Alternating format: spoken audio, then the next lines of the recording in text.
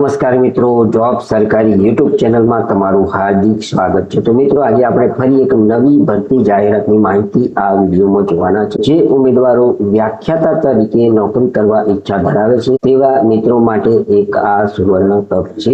તો Birsa Munda tribal university Rajpipla ખાતે વિવિધ વિષયોના વ્યાખ્યાતા સહાયકોની 11 માસ કરાર આધારિત ભરતી કરવા માટેની જાહેરાત પ્રસિદ્ધ કરવામાં આવી છે। મિત્રો, આ વિડીયોની અંદર આપણે આ જગ્યાઓ ઉપર અરજી કરવા માંગતા ઉમેદવારોની શૈક્ષણિક લાયકાત, કઈ તારીખ સુધી તમને અરજી કરવાની છે, પસંદગી પ્રક્રિયા કઈ રીતના રહેશે, પગાર સ્કેલ કેટલો રહેશે, તેની વિસ્તૃત માહિતી અહીં મેળવી। બિરસા મુંડા ટ્રાયબલ યુનિવર્સિટી રાજપીપળા જિલ્લે નર્મદા દ્વારા સ્થાપિત કોલેજો તારીખ 11 માસ વ્યાખ્યાતા સહાયકની પસંદગી અંગેની જાહેરાત ગુજરાત સરકારના આદિજાતિ વિકાસ વિભાગ ગાંધીનગર દ્વારા એક્ટ ક્રમાંક 15/2017 તારીખ 1/4/2017 થી રાજપીપળા નર્મદા ખાતે બિરસા મુંડા ટ્રાયબલ યુનિવર્સિટીની સ્થાપના કરવામાં આવેલી છે।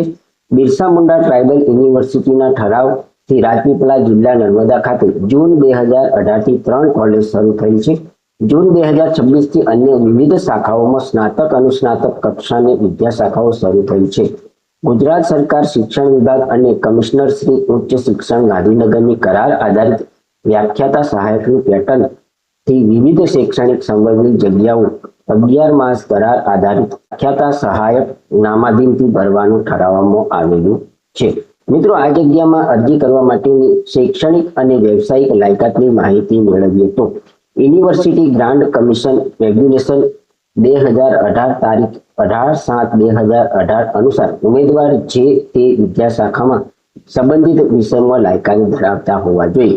ઉમેદવારોએ કે જેઓ યુનિવર્સિટી ગ્રાન્ટ કમિશન રેગ્યુલેશન 2009 અનુસાર પીએચડી લાયકાત ધરાવતા હોય તેવા ઉમેદવારોએ યુનિવર્સિટી ગ્રાન્ટ કમિશન રેગ્યુલેશન 2009 અનુસાર પીએચડીની લાયકાત મેળવેલ છે તે મુજબનું યુનિવર્સિટીના સક્ષમ અધિકારીશ્રીનું સર્ટિફિકેટ રજૂ કરવાનું રહેશે। આ જગ્યા પર પસંદગી પામવા માટેની વય મર્યાદાની વાત કરીએ તો જાહેરાતની તારીખે ઉમેદવારની ઉંમર વધુમાં વધુ 40 વર્ષ હોવી જોઈએ। અનામત વર્ગના લાયકાત ધરાવતા ઉમેદવારો માટે રાજ્ય સરકારના પ્રવર્તમાન નિયમ મુજબ વય મર્યાદામાં નીચે પ્રમાણેની છૂટછાટ આપવામાં આવશે। મિત્રો, અહીં અનુસૂચિત જાતિ, અનુસૂચિત જનજાતિ, આર્થિક રીતે નબળા વર્ગ, એસસી બીસી વગેરેને 5 વર્ષ સુધીની છૂટછાટ મળવાપાત્ર થશે, જ્યારે બિન અનામત મહિલા ઉમેદવારને 5 વર્ષ, અનામત વર્ગના મહિલા ઉમેદવારોને 10 વર્ષની છૂટછાટ મળવાપાત્ર થશે।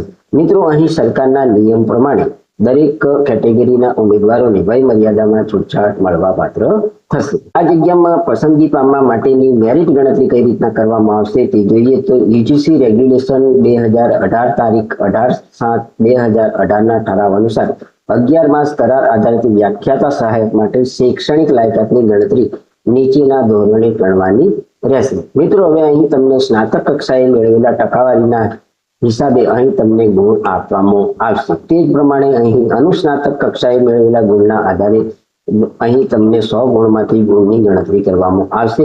જે પ્રમાણે તમે હાઈ લેવલ સુધીનું જે ક્વોલિફિકેશન મેળવેલું છે તે પ્રમાણે ગુણમાંથી ગુણ આપી અને તેનું મેરિટ અહીં બનાવવામાં આવશે। એમફિલ પીએચડી વધારેમાં વધારે 20 ગુણ મળવાપાત્ર થશે। જીઆરએફ નેટ સેટ વધારેમાં વધારે 10 ગુણ મળવાપાત્ર થશે। ઉમેદવારોની પસંદગી યાદી માત્ર પુખ્ત 100 ગુણના આધારે ગુણવત્તા યાદી તૈયાર કરવામાં આવશે તથા ઇન્ટરવ્યુ કે ટેસ્ટ લેવામાં આવશે નહીં। તો મિત્રો, અહીં પસંદગી યાદી તમારા ઉપર જે પ્રમાણેના ગુણ ગણતરીમાં લેવામાં આવે છે તે પ્રમાણેના ગુણની ગણતરી કરી અને મેરિટ યાદી બનાવવામાં આવશે। અહીં કોઈ પણ પ્રકારનું ઇન્ટરવ્યુ લેવામાં આવશે નહીં। અરજી કરનાર અરજદાર જે વિષય માટે અરજી કરે છે તે જ વિષયમાં સ્નાતક અનુસ્નાતક હોવા જોઈએ તેમજ તે જ વિષયમાં નેટ સ્લેટ પાસ કરેલી હોવી જોઈએ। પીએચડી કરેલા ઉમેદવારો પણ તે જ વિષયમાં પીએચડી કરેલું હોવું જોઈએ। પ્રકાશિત પુસ્તકો અને સંશોધન લેખો પ્રતિષ્ઠિત એપ્લિકેશનમાં અને સામયિકો ISBN અને ISSN નંબર સાથે પ્રગટ થયેલા હોવા જોઈએ। મુલાકાતી વ્યાખ્યાતા તરીકે બજાવેલી સેવાનો અનુભવ તરીકે ધ્યાને લેવામાં આવશે નહીં। જો ઉમેદવારની માર્કશીટમાં ટકાવારી ગુણભાર દર્શાવેલ ન હોય તેવા સંજોગોમાં માર્કશીટ આપનાર યુનિવર્સિટી પાસેથી નિયત ગ્રેડ સામે ટકાવારી દર્શાવતું પ્રમાણપત્ર રજૂ કરવાથી તે મુજબ મેરિટ ગણવામાં આવશે। મિત્રો, આ જગ્યામાં પસંદગી પામતા ઉમેદવારોને પગાર ધોરણ કેટલો મળવાપાત્ર થશે તે જોઈએ તો 11 માસ કરાર આધારિત વ્યાખ્યાતા સહાયકને પ્રતિ માસ ફિક્સ 40,176 રૂપિયા વેતન મળવાપાત્ર થશે। આ જગ્યામાં પસંદગી પામતા ઉમેદવારોનો સમયગાળો કેટલો રહેશે તે જોઈએ તો બિરસા મુંડા ટ્રાઇબલ યુનિવર્સિટી તરફથી નિયમિત ઉમેદવાર ઉપલબ્ધ થાય અથવા તો આ યુનિવર્સિટીના સંબંધિત નિયમ અનુસાર શૈક્ષણિક વર્ષ 2026-27 ના દ્વિતીય સત્રની સમાપ્તિના આગળના દિવસે બંનેમાંથી જે વહેલું હોય તે સમયગાળા માટે જ આ નિમણૂક અમલી રહેશે। કોઈ પણ સંજોગોમાં ઉમેદવારની નિમણૂક 11 માસથી વધુ લંબાવી આપવામાં આવશે નહીં। ભરવાપાત્ર જગ્યાઓની માહિતી જોઈએ તો વાર ભરવાપાત્ર જગ્યાઓની વિગતો આ સાથેના પત્રક 1 મુજબ રહેશે। મિત્રો, અહીં અરજી તમે કઈ રીતના કરશો અને અરજી કરવા માટેની અગત્યની સૂચનાઓ આપવામાં આવી છે તે જોઈએ તો લાયકાત ધરાવતા ઉમેદવારોએ નિયત સમય મર્યાદામાં વેબસાઇટ https://bmtu.ac.in પરથી અરજીપત્રક અને જરૂરી સૂચનાઓની પ્રિન્ટ લઈ નિયત સમય મર્યાદામાં કુલ સચિવ Shri Birsa Munda tribal university Rajpipla BMTU મુખ્ય કેમ્પસ જીતનગર રાજપીપળા તાલુકે નાદોદ જિલ્લે નર્મદાને નિયત નમૂનામાં જરૂરી આધાર અને પુરાવાઓ સાથે અન્ય તમામ અસલ પ્રમાણપત્રો સાથે તારીખ 1/7/2026 ના રોજ સ્વખર્ચે સવારે 9:30 કલાકે ઉપસ્થિત રહેવાનું રહેશે। અધૂરી વિગતવાળું અરજીપત્ર ધ્યાને લેવામાં આવશે નહીં। અરજી કવર પર જે વિષય માટે તમે અરજી કરી હોય તે વિષય લખવાનો રહેશે। મિત્રો, આગળની સૂચના જોઈએ કે અરજીપત્રક ભરતા પહેલા વેબસાઇટ ઉપર મૂકવામાં આવેલી જાહેરાત માટેની સૂચનાઓ કાળજીપૂર્વક અભ્યાસ કરવા જણાવવામાં આવે છે। લાયકાત અને ઉંમર જાહેરાતની છેલ્લી તારીખ મુજબ ગણાશે। ઉમેદવારે ભરેલા અરજી ફોર્મ આખરી ગણાશે, જેમાં પાછળથી કોઈ પણ જાતના સુધારા વધારા કરી શકાશે નહીં। તે અંગેની કોઈ રજૂઆત પણ ગ્રાહ્ય લેવામાં આવશે નહીં। ઉમેદવારને મોબાઈલ નંબર, ઈમેલ આઈડી અને https://bmtu.ac.in પર વખતો વખત જરૂરી સૂચનાઓ આપવામાં આવશે, જેથી ઉમેદવારે પોતાના કબજા હેઠળનો ઈમેલ આઈડી આપવા અને વેબસાઇટ જોવા ભલામણ કરવામાં આવે છે। તો મિત્રો, અહીં આ જાહેરાતમાં તમારે અરજી કેવી રીતના કરવાની છે તેની વિગતે માહિતી આ સૂચનાઓમાં આપવામાં આવી છે। તો આ જાહેરાતને તમારે ડાઉનલોડ કરી અને તેનો વિશેષ અભ્યાસ કરવાનો રહેશે। ફરજનું સ્થળ અહીં રાજપીપળા જિલ્લે નર્મદા ખાતે રહેશે। યુનિવર્સિટી દ્વારા સોંપાયેલા તમામ ફરજો અહીં બજાવવાની રહેશે।